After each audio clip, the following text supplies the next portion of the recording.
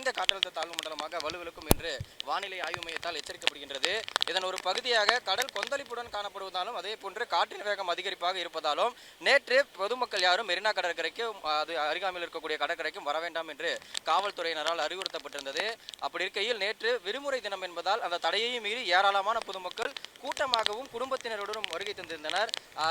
அந்த வகையில் எந்தவித அசம்பாவிதங்களும் ஏற்படக்கூடாது என்ற ஒரு காரணத்தினாலும் நேற்று மதியம் முதலாகவே இந்த பகுதியில் பொதுமக்கள் யாரும் மெரினா கடற்கரை பகுதியில் வரக்கூடாது என்று காவல்துறையினர் இந்த சாலையில் பேரிகார்டுகள் அமைத்து பொதுமக்கள் யாரும் உள்ளே வரக்கூடாது என்று தடுத்து நிறுத்தப்பட்டு அப்படி வரக்கூடியவர்களை திருப்பி அனுப்பும் பணியில் ஈடுபட்டிருந்தனர்.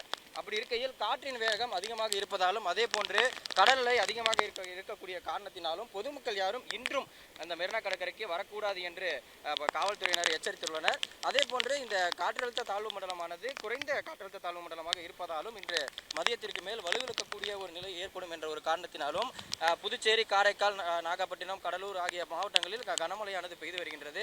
இதன் ஒரு பகுதியாக நேற்று சென்னையில் மிதமான மழை பெய்து வரக்கூடிய நிலையில் இன்று தொடர்ந்து சாரல் மழையாகவே நேற்று இரவு முதல் தொடர்ந்து சாரல் மழையானது பெய்து வரக்கூடிய அந்த ஒரு காட்சிகளை நாம் தொடர்ந்து பார்த்து வருகின்றோம். இதன் ஒரு பகுதியாக இன்று மெரினா கடற்கரையில் பொதுமக்கள் யாரும் அனுமதி இல்லை என்று ஏற்கனவே காவல்துறையினரால் நேற்று அறிவுறுத்தப்பட்டிருக்கக்கூடிய நிலையில் பொதுமக்கள் யாரும் கடற்கரைக்கு வர வேண்டாம் என்று தெரியப்படுத்தினர். இன்று தடையை மீறி வரக்கூடியவர்கள் அதே போன்று நடைபயிற்சி வரக்கூடிய எந்த ஒரு பொதுமக்களும் மெரினா கடற்கரைக்கு உள்ளே அனுமதி இல்லை என்று தொடர்ந்து காவல்துறையினர் அவர்களை திருப்பி அனுப்பி வரக்கூடிய அந்த ஒரு காட்சிகளை நாம் பார்த்து வருகின்றோம்.